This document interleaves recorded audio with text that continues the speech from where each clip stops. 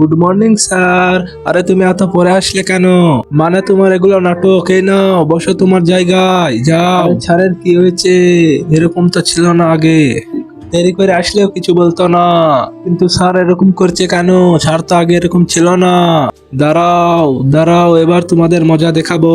এই তোমার ফি বের করো। স্যার আপনি তো বললেন সোমবারে ফি নিয়ে আসতে। আরে তোমার জন্য কি আমি সোমবার পর্যন্ত দেরি করব নাকি? এর মধ্যে ফিটা যেন আসে। আরে ছাড় তো ভালো ছিল, আগে এরকম করতো না, কিন্তু ছাড়ের কি হয়েছে এখন?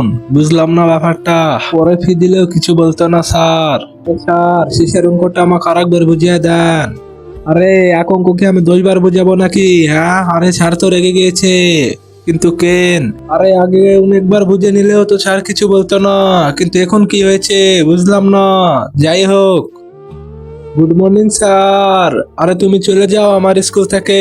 কেন স্যার, আমি আবার কি করলাম? কালকার কথা কি ভুলে গেছেন? আমাদের সাথে কি করলেন? কিন্তু কাল তো আমি স্কুলে আসিনি।